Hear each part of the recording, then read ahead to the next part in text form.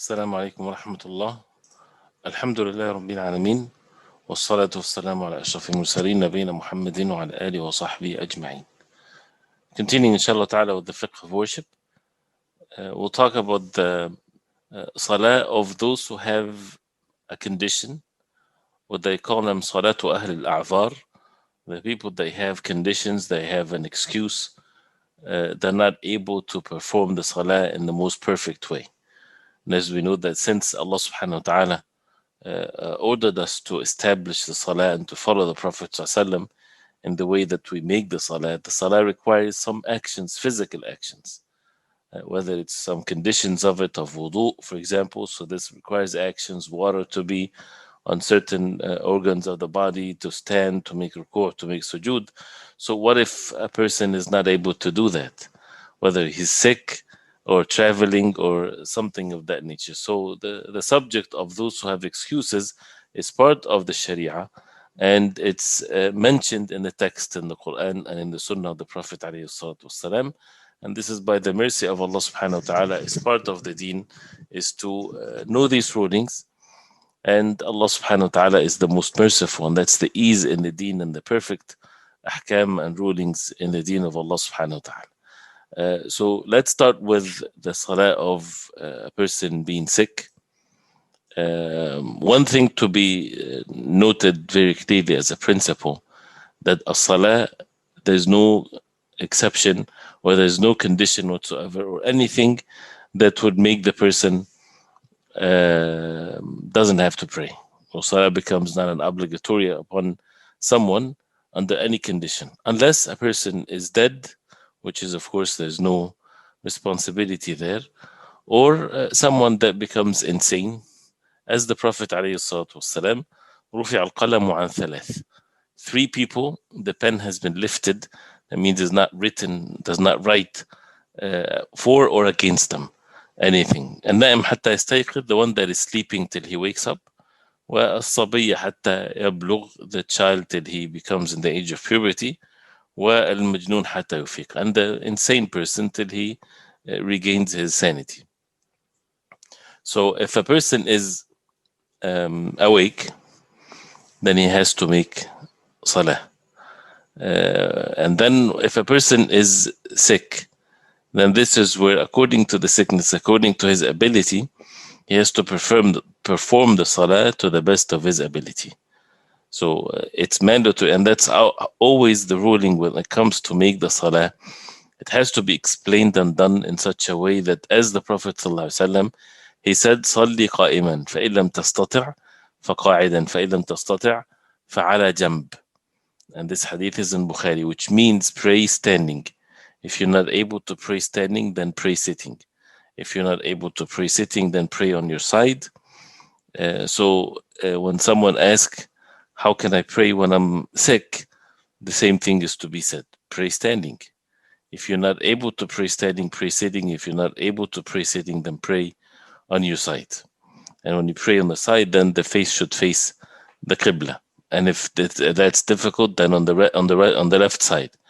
If a person is not able to do that, then on his back, and his foot would face the Qibla, and his face, if he's able to face the Qibla, to be propped up and face the Qibla, if it's easy, if he is able to do so. Or if that even is not feasible, in whatever state he's in, and he can make ima or move his head for the ruku' and the sujood, and make the sujood lower than the ruku'. If he's not able even to move his head, then is to pray with his eyes. If he's not able to move his eyes and he's still conscious, then with his heart. So there's no condition where it's going to say, then the person does not have to make salah. And the same thing with the wudu, as it will be mentioned inshallah ta'ala. So the same thing when it comes to facing the Qibla and all the conditions for the salah. If a person is not able to face the Qibla because of whatever reason, then he faces the Qibla to whatever he's able to, and then whatever positions he's not able to face the Qibla, then it's okay. Like a person in the plane, and the plane is tight and he does not have the ability to face the Qibla and pray facing the Qibla. if he's able to make takbiratul ihram while facing the qibla, or the entire standing by facing the qibla, but then when he makes ruku', there's no place he has to sit, and when he sits, he does not face the qibla, then he do whatever he's able to. That's basically the most important principle in Salatul Marid, or the Salah of the sick person. And the condition for that is, or the evidence of that is the ayah فَاتَّقُوا اللَّهَ مَا اسْتَطَعْتُمْ, be obedient to Allah and to the best of your ability. And the Prophet ﷺ, he said, إِذَا أَمَرْتُكُمْ بِشَيْءٍ فَأْتُوا مِنْهُ مَا اسْتَطَعْتُمْ. If I order you to do something, do of it the best of your ability. And the same thing with wudu, and we can go on with the details. So the sick person, he has to make wudu for the salah if he breaks his wudu. If he's not able, then to make tayammum. If he's not able even to make tayammum, then he prays in whatever condition he's in, and he doesn't have to make wudu or tayammum.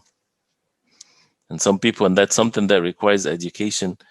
As the ulama, they say, if you go visit someone is sick, and you might be hesitant whether he knows these rulings or not, you have to educate them. Ask them how's your prayer, and if you need to help them with it, and things like this. So if a person is sick, how can he make wudu? If he's able to make wudu, then he should make wudu. If he's not, and there's people that can help him, then it's out of goodness. The relatives should help the person to make wudu, or make wudu for him. They make him make wudu. If that's not feasible, then he can, have some sand or so to make tayammum, or to hit the hand on the wall to make tayammum. If that is anything of that is available, then to make salah in whatever condition he's in. And the situation with the water also, if a person is he's able to make wudu with water, but this can cause him to get more sick, right? And that's these types of rulings, whether it's very obvious or a trustworthy Muslim doctor would give the verdict whether water is going to be harmful for him or not. And one of the ways to make it easy for a person for the salah, the one that is extremely sick, he can combine the salah, or he can combine the salah in such a way that he would delay Salatul Dhuhr, for example, till it's right before Asr.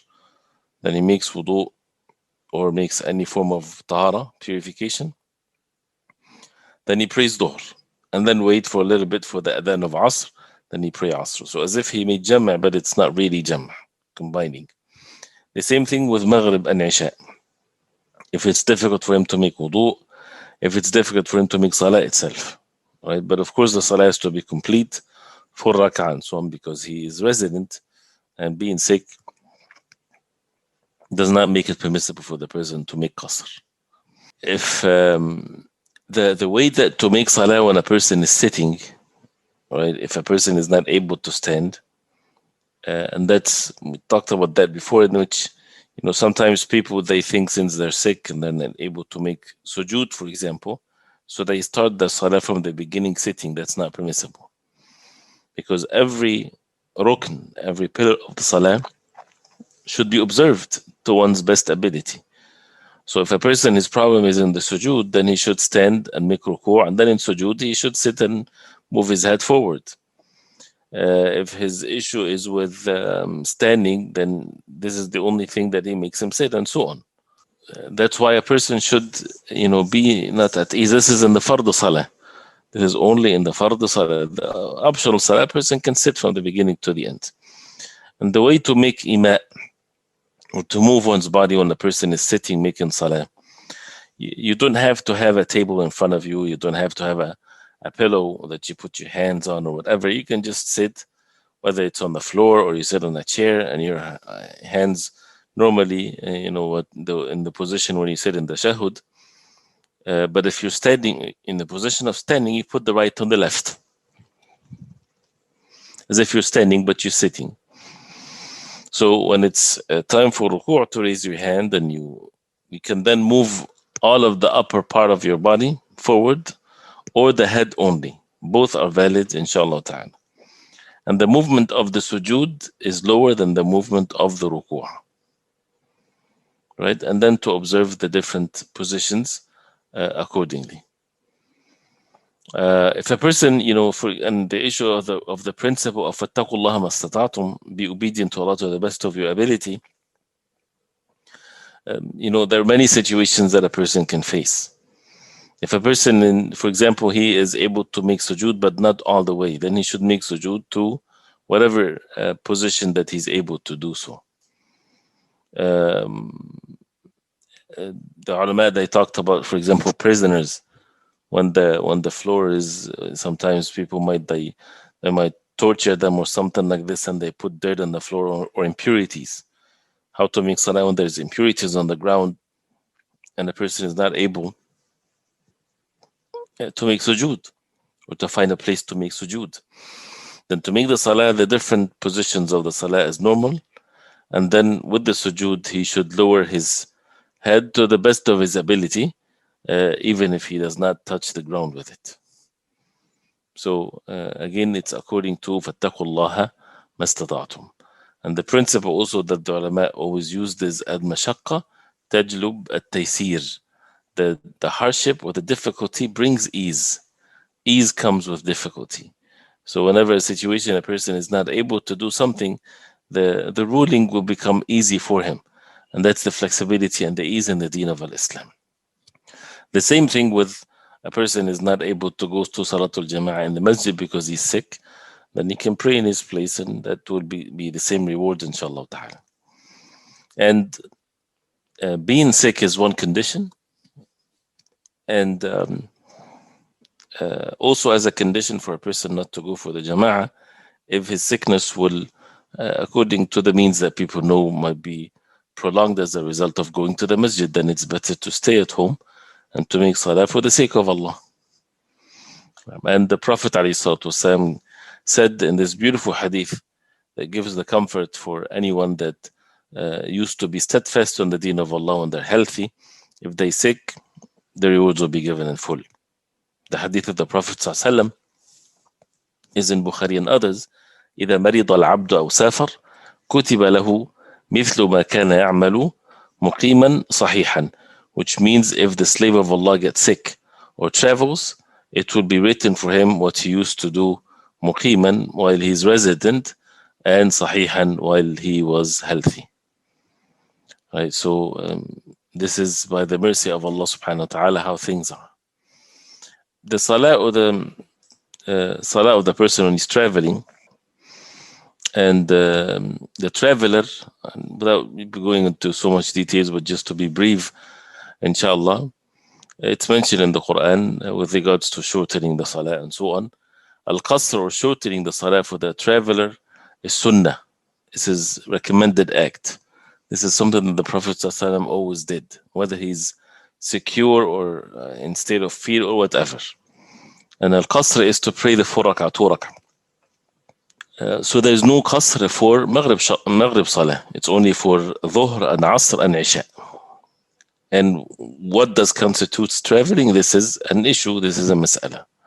So, but first, if a person is a traveler, then he shorten the 4 rak'ah to be 2. And also the jam'. So this is for the qasr. Al-jam' is to combine Dhuhr and Asr together, whether it's in the time of Dhuhr or the time of Asr. And also to combine Maghrib and Isha together, whether it's in the time of Maghrib or the time of Isha. And this is according to Allah subhanahu wa ta'ala knows best. The correct opinion is that al-jam' is to be done if a person needs it. If a person needs it while traveling. But to make it as if it's like the qasr sunnah, no. The Prophet ﷺ would combine the salah if it makes the traveling easy, especially while a person is traveling. Right. So what constitutes traveling, according to the majority of the ulama, is if a person's traveling to go and reside in a place for more than 3 nights and 4 days, then he's not a traveler. It has to be less than that, knowingly. So while he's traveling on the way, this is traveling, and that's all the rulings of traveling applies. But once he reaches destination, and he knows that he's going to stay for a specific time, and that specific time is less than or 3 nights and 4 days, then he can shorten and combine. More than that, then once he reaches his destination, it's not permissible to take the rulings of a safar or the ruling of traveling with shortening and combining. So this is with regards to the 3 nights and 4 days. When does a person start to shorten the salah and combine? Is once he leaves his town and the buildings becomes behind him, and he is traveling. So not just anytime a person goes out of his city, he can combine, because you can go out of your city, for something quick, and you come back. You're not traveling, going to a traveling distance. And that, of course, does not make the person take the rulings of traveling. It's only if he's going to a traveling distance, then he can start to combine or to start to shorten the salah once the buildings of the city behind his back. And that's why, what's the difference that constitutes travelings? And this is also differences of opinions on 48 miles and things like this.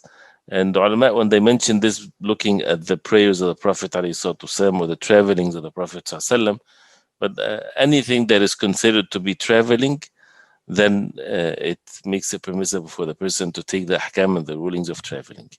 So the norm of the people in the locality that the person is in makes it clear what's traveling and what's not. So suburbs, for example, of a city, it might be 40 or 50 miles away or in a circle of a city from the center of the city, but that's not considered traveling because he did not depart from the city. Or the people in that town, they do not consider that as traveling. So the urf, or the known to the people, is important to this in this.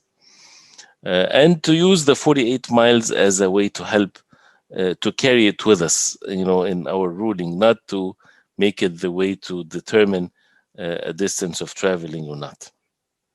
So this is with regards to what constitutes the safar or traveling. If a person prays behind someone that is not a traveler, is a resident, he has to complete the salah with him. So if you're a ma'moom praying behind the imam, and the imam prays dhuhr 4 rak'ah, and you can pray the dhuhr only 2 rak'ah, even if you came in the 3rd rak'ah and you prayed 2 rak'ah and made salam with the imam, you still have to get up and make 2 more rak'ah, because you have to follow the imam in the number of the rak'at. So you have to follow the imam in the number of the rak'at if the imam completes his salah. But if the musafir, the one that can shorten the salah, leads the salah, he can either tell the people to complete your salah because we're traveling, as the Prophet ﷺ used to say. But if he thinks that people might be ignorant of this ruling and that might confuse them, he can complete the salah, and that's okay. That's permissible for someone, a traveler, to complete his salah if he thinks that people might be confused if he leads them in the salah. And of course, it's more recommended for someone that is a resident to lead the people than someone that is a traveler. From the sunnah, from what's recommended, is to leave some of the sunan al-ratiba in safar, as the Prophet ﷺ used to do. So the sunnah al-dhuhr, right, to be, a person can skip that, sunnah al-dhuhr, sunnah al-maghrib, and sunnah al-isha. Right? But sunnah al-fajr, the Prophet ﷺ used to pray them whether he is traveling or not. And witr prayer. And the other optional acts of salah, the Prophet ﷺ used to do them whether traveling or not. Sunnatul wudu, sunnatul tawaf, tahiyatul masjid, salatul duha, the night prayer, right? The adhkar, of course. All of these things are to be done whether a person is traveling or not, right? And once a person, comes back to his home, he can, on the way back, if time for the salah enters, like Salatul Dhuhr, and while traveling, he can delay Salatul Dhuhr till he combines it with Asr if he reaches his destination after the Adhan of Al-Asr. In that case, if he combines the salah in his place, in his home, there's no shortening of the salah. He has to complete it, different than when combining the salah in a traveling place. How to make salah in the plane? The same rulings apply. Pray standing. If you're not able to, then sitting. And in that case, he would move his head for the ruku' and the sujood. So waiting, for example, for things to be quiet, and then you get up and you go to the back of the plane, for example, to make salah standing if you're able to. If you're not able to, then pray in your sitting, in your seat, and there's no harm. If you're able to stand up for takbiratul ihram, then do that and then continue the salah completed while sitting. So this, and you don't have to repeat the salah in this case, right? So this is some of the rulings of traveling, and there are more conditions and more rulings, of course. But we'll stop here and see what your questions are, and if there's more questions, or we can continue inshallah next time. طيب, عليكم السلام ورحمة الله. When a traveler is returning to his home, he's expecting to arrive home before Maghrib, but after Dhuhr time at his home. In this case, should he pray Dhuhr on the way during travel and pray Asr after arrival? Well, if a person time of Dhuhr enters while he is on the way traveling, then he can combine Dhuhr and Asr. Even if he knows that he's going to arrive his town before Asr, for example, and if he combine the Salah, there's no harm on him. But if he pray only Dhuhr and then when he reaches destination he pray Asr, then this is also permissible. Allahu A'lam. But if you said here Maghrib, before Maghrib, but after the time at his home, in this case, should he pray Dhuhr on the way during travel and pray Asr? No, he should combine Dhuhr and Asr because he's not sure if he might be delayed or so. So if you combine Dhuhr and Asr, that's fine. And if it happened that he arrived before Maghrib, then there's no need to repeat Salatul Asr. But if he prayed only Dhuhr and he waited till he prayed Asr in his hometown, this is also permissible. If we travel from Chicago to Milwaukee and return in a few hours, then we have to do Qasr in Milwaukee. Yes, you can make Qasr on the way. Once you depart from Chicago, you start your Qasr and Jam' and also in Milwaukee, and then on the way back. Once you enter Chicago again, then all of these rukhas and breaks is to be stopped. If a person cannot bend head to floor in sujood, then should he put hands on the floor because he's able to, or incomplete sujood should always be done with hands on thigh? If he's sitting on the floor, right, and he is able to go as close as he can to the sujood, then he can put his hand and lower his head, yes. But if he's not going to be able to do that, then it's okay only to move the head. So the normal position of the sujood, he can put his hand on his thigh and to lower his head. But if he's able to do that and put his hand on the ground to be as close as he can to the ground, then that's okay also. If the plane takes off before Fajr but arrives after the time of Fajr, traveling against the direction of the sun, when should I perform the prayer? If it leaves before Fajr, then you pray Fajr in the plane. And the sun would rise before you arrive to your destination, then you have to pray Fajr in the plane. So you pray Sunnah al-Fajr sitting, and then for the Fard, if you're able to stand, then you stand, and if you're not able to, then you pray sitting, inshallah ta'ala. طيب, barakallahu fikum. We'll continue inshallah ta'ala next time. وصلى الله وسلم وبارك على محمد وصحبه وسلم. والسلام عليكم ورحمة الله. For the next class inshallah.